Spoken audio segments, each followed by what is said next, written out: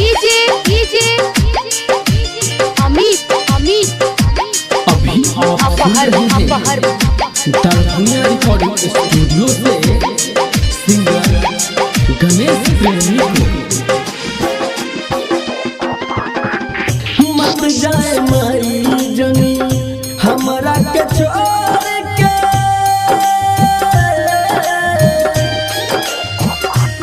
मत जाए माई जनी हमरा के छोड़ के, दर्शन के भरवा में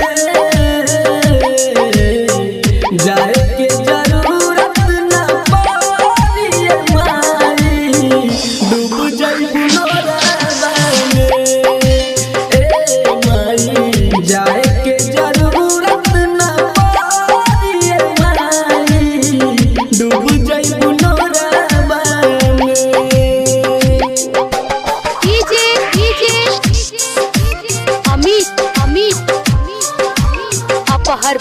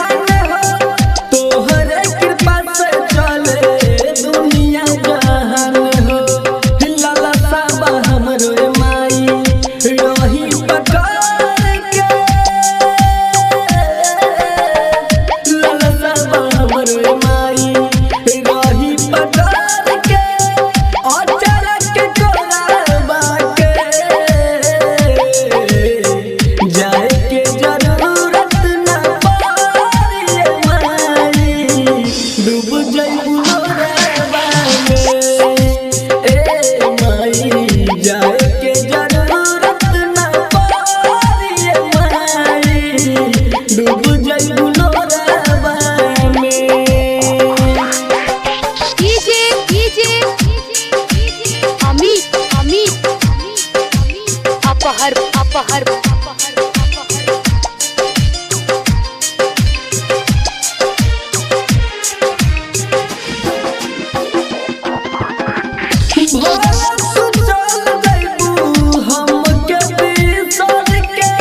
भूल